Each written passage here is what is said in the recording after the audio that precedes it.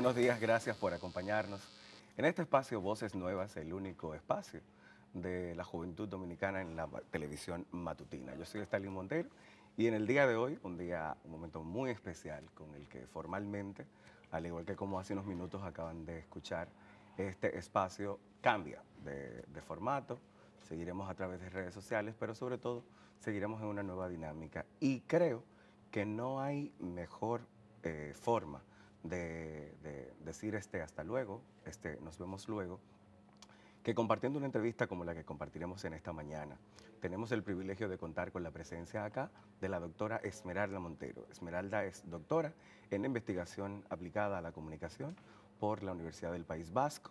Es egresada de la Universidad Autónoma de Santo Domingo y en la actualidad, además de hacer opinión en diferentes medios de comunicación, está mucho versando sobre el tema de investigación en comunicación, informativos de televisión y en esta semana precisamente presentó en el seno del Colegio Dominicano de Periodistas una conferencia sobre las fake news, sobre noticias falsas. Gracias, Esmeralda, por acudir al llamado nuestro en esta mañana. Gracias a ti, es un placer estar aquí. Qué bueno. De Montero a Montero.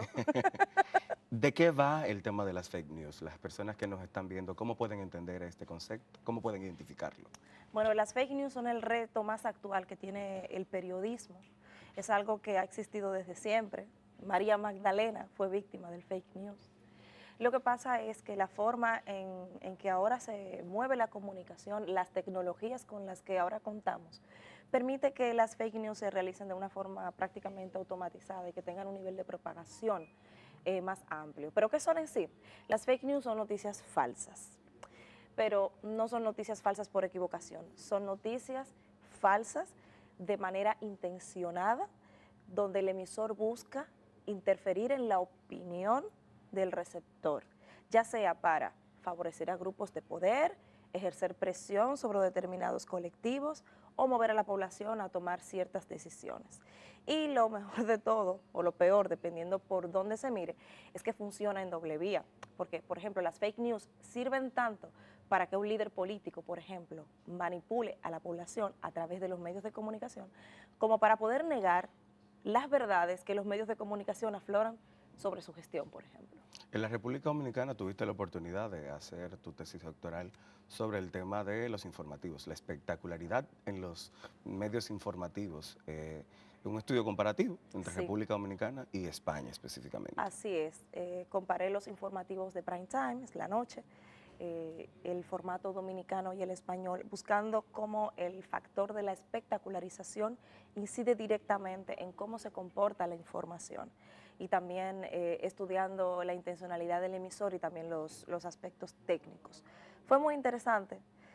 Yo recuerdo que cuando le planteé a mi director de tesis en ese momento llevar a cabo la investigación, me decía, pero es que entre República Dominicana y España hay muchas diferencias a nivel técnico, económico, social, cultural.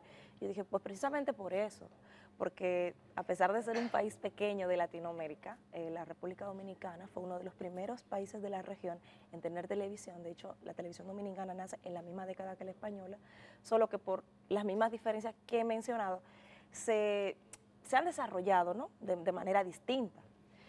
Entonces, al final le convencí y encontramos puntos interesantes para llevar a cabo la investigación que arrojó que a pesar de todas esas diferencias, la forma en que se manejan las noticias son muy similares. Es decir, cuando el emisor se ve en la necesidad, porque es que es una necesidad, aunque no estemos desde el punto de vista ético de acuerdo con la manipulación de las noticias, la televisión muere poco a poco. O por lo menos no la televisión, sino la televisión como nosotros la conocíamos. El formato tiene que cambiar, porque Internet es muy fuerte, porque Internet es gratuito, porque tiene un alcance global, porque trae inmediatez, porque el periodista de ahora tiene que ser multiplataforma. Entonces, ¿qué pasa con las noticias? En un mar donde podemos ver 3 temporadas de Netflix en una noche, que tiene que cambiar, tiene que hacerse más dinámico. Entonces, las noticias no han sobrevivido a este proceso. Ahora las noticias están bañadas de espectáculo, se introducen elementos del cine, del circo, cada vez se hacen más ligeras, más digeribles, inclusive las noticias más profundas o el lado más profundo de las noticias se deja de lado para introducir elementos de opinión. Y eso está pasando tanto en República Dominicana como en España. Por ejemplo, yo comparé el formato público y el privado. y encontré que, por ejemplo, en el formato público, en ambos países, sigue habiendo todavía un poquito más de formalidad, aunque hemos dejado atrás, ¿no?, muchas cosas, el busto parlante, que no necesariamente es una cosa buena, es un estilo de la época. Pero en las informaciones privadas hemos cambiado, hemos llegado a formatos que pueden llegar a ser más un magazine que un informativo como tal. Y no tiene nada que ver con el estilo de presentación, que hay libertad, sino con la mezcla de géneros. O sea, nos enseñaron en la universidad, ¿no?, que teníamos unos géneros periodísticos, pero es que no es cuestión tampoco de etiquetar las cosas, es que cada género periodístico cumple una función. Pero en la comunicación actual hay programas, hay informativos que transgreden todas esas líneas y lo mezclan. Y eso pasa en ambos países, al final. Para una mujer de menos de 35 años, egresada de la Universidad Autónoma de Santo Domingo, regresando a República Dominicana con uno de los pocos doctorados en investigación con que cuenta el país y además con uno tan específico en el área de comunicación, ¿cómo te recibe el país? Es una pregunta muy interesante. Sabes que desde que regresé, en muchos espacios, cuando hablo sobre las experiencias y lo que he hecho, salta la pregunta: ¿y por qué volviste? ¿No? Porque el dominicano en general tiene también esa idea de su propia nación, de que si puedes estar fuera no hay Bueno, hemos razón visto para unas estar mediciones dentro. hace poco tiempo que plantean que casi el 75% de la población, edad productiva sobre todo, aspira en algún momento o está abierta a salir del país. Así es. Entonces, por eso me encuentro con esa pregunta. Y hasta hace unos meses yo no tenía tampoco una respuesta muy clara. Sabes que los que somos egresados del programa de becas del Ministerio de Educación Superior, Ciencia y Tecnología, estamos obligados por contrato, en principio, al regresar al país. Y yo asumí el respeto que merece ese contrato, pero también tenía ya muchas ganas de volver a mi tierra y de intentarlo acá, porque pienso que si el país invierte en ti, pues tú tienes que devolverle al país. Ahora, ¿cómo te recibe? Pues verás, yo entiendo que después del Estado Dominicano haber hecho la inversión que hizo en mi formación, la está desaprovechando, porque no he encontrado una plataforma de soporte para poder ejercer los conocimientos que he acumulado, ni siquiera para poder externar los resultados, por ejemplo, del trabajo llevado a cabo, que es único en su género. O sea, no había habido antes una investigación que comparara formatos europeos y dominicanos, y mucho menos tan específico en lo que son las noticias. Y luego, bueno, ya sabes la situación laboral que tenemos en el país, entonces, como toda buena dominicana, digamos que rompiendo brazos, ¿no?, en buen dominicano. Entonces, aprovecho la ocasión para decir que realmente hace falta una plataforma que permita que las personas que salen de los programas de formación del ministerio en el exterior, cuando regresan a su tierra, encuentren cierto abrigo, cierta plataforma para poder trabajar, para poder ejercer la profesión, porque de momento no está siendo fácil, la verdad. O sea, yo estoy trabajando en el tema de las conferencias, que es una experiencia muy interesante, estoy como docente en el INTEC, pero no ha sido nada fácil. De hecho, llevo 7 meses en el país y todavía hay días que me pregunto si realmente vale la pena quedarse. Yo quiero pensar que sí y quiero luchar hasta que pueda por ello. La realidad tuya como una profesional joven en República Dominicana se enmarca dentro de este contexto de desigualdades, digamos que pocas oportunidades que conocemos y por eso precisamente lo conectaba. Y viéndolo un poco más, ¿cómo ves tú esto? ¿Cómo ves este proceso en el marco de lo que se ha estado discutiendo en el país durante los últimos días? La cuestión de la democracia en República Dominicana. Y ahí te diría incluso de cómo lo ves y desde tu perspectiva como analista mediática, ¿cómo sientes que eso también se traduce en los medios de comunicación? Sabes, yo pienso que la democracia se refleja mucho en el estado de los medios de comunicación. A mí me gusta pensar, y es así, que dentro del reparto de poderes que tiene el Estado y el equilibrio de contrapeso que tiene un país, los medios de comunicación y específicamente los periodistas son como esa especie de censor, ¿no?, como de vigilante del poder. Entonces, cuando en un país se puede hacer libremente un ejercicio periodístico, cuando se puede ejercer oposición, cuando se puede, no política, oposición en el sentido de externar las ideas contrarias al gobierno, cuando se puede hacer un ejercicio libre, ya tanto sea en periodismo puro o en opinión, entonces tenemos una democracia fuerte. Empecemos por ahí. Entonces, si le tomas el pulso a la gente en la calle, cosa que a mí me gusta hacer, te das cuenta de que a veces se pone en duda el estado democrático del país. Yo entiendo que tenemos un momento crucial históricamente, sobre todo en nuestra generación, que es la que decide en este momento.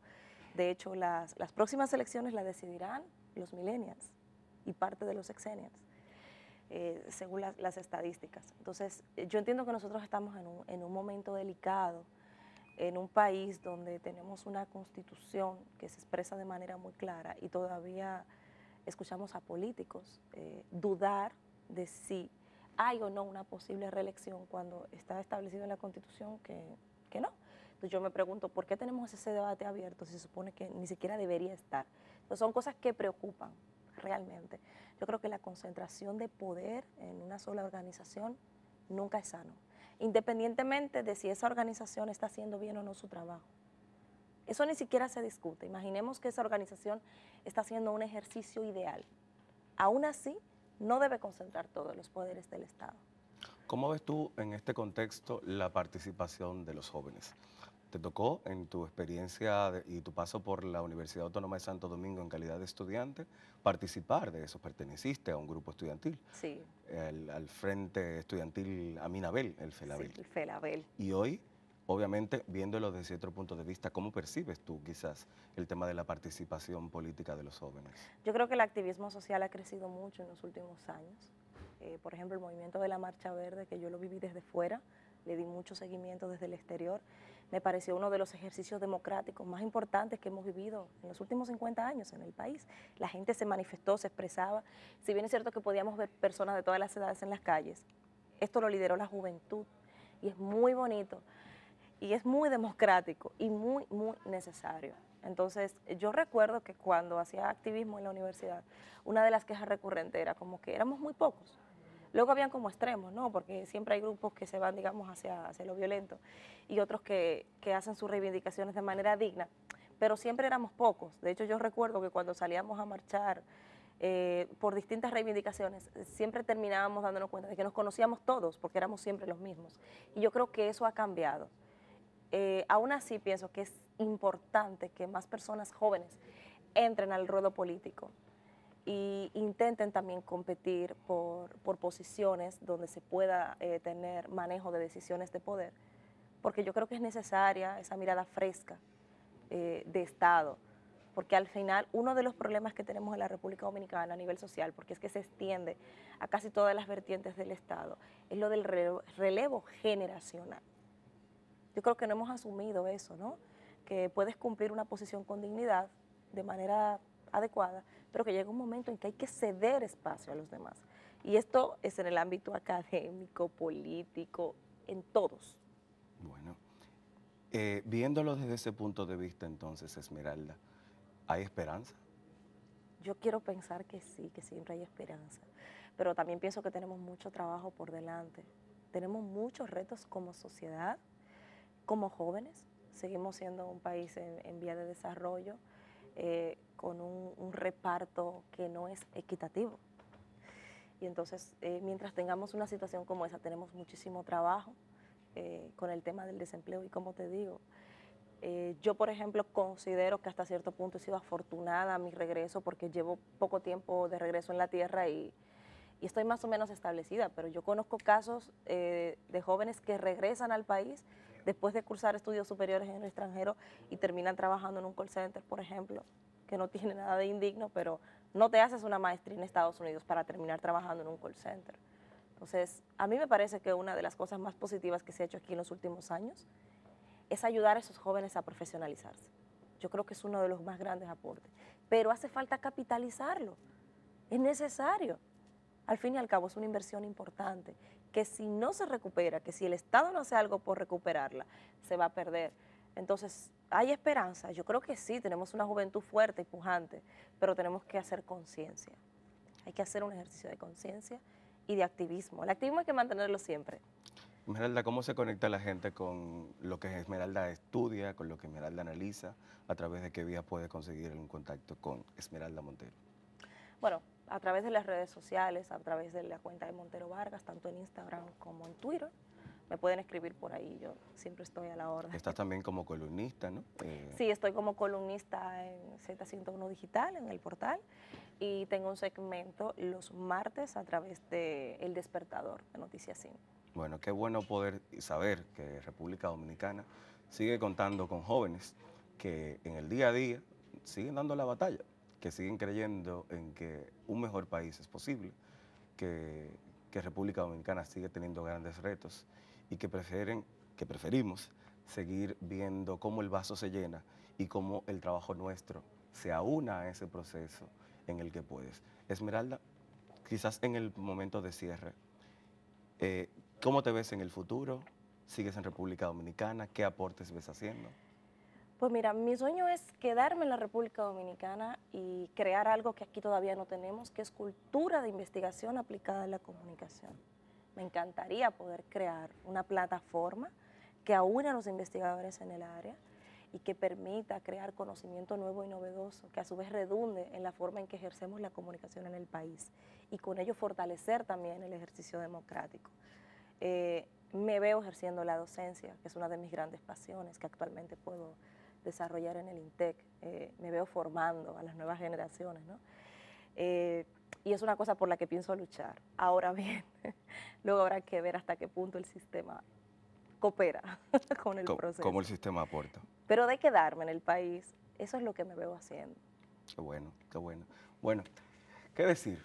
Este espacio Voces Nuevas vio la luz en el año 2007, a finales, resultado de la espontaneidad de un grupo de jóvenes que hoy día siguen haciendo medios de comunicación, que siguen teniendo participación política y que supieron en su paso, a lo largo de casi 12 años, haciendo opinión desde los jóvenes, desde la mirada de los jóvenes. Hoy creo que no podíamos concluir de mejor manera. Tener a una joven que ha militado, que ha participado políticamente de diversos procesos de participación sociopolítica desde la Universidad Autónoma, donde inició su vinculación con el movimiento social y cómo ha seguido ahora en calidad de doctora, de investigadora en comunicación social, generando aportes a los procesos democráticos y de análisis del país. Hoy, indiscutiblemente, es un momento importante y desde nuestra posición y desde nuestro espacio queremos agradecerle a la producción de Uno más Uno estos 12 años que ha brindado de apertura, de democracia en participación política, constituyendo el único espacio que tiene y ha tenido la juventud dominicana en la televisión matutina. Es un honor haber formado parte de este espacio que, como decía, pues en los días venideros estaremos comunicando formalmente de qué forma daremos seguimiento tanto a este espacio como a muchas de las temáticas en las que hemos trabajado. Gracias a ustedes por darnos el favor de sintonizarnos durante toda esta etapa y sobre todo decirles que no creo que seamos parientes muy cercanos, pero si usted es capaz de temblar de indignación cuando se comete una injusticia en el mundo, entonces somos compañeros, que es más importante. Era la cita de Ernesto Che Guevara con la que también despedimos este espacio. Un video a continuación, gracias, y el próximo lunes sigan conectados con Uno más Uno.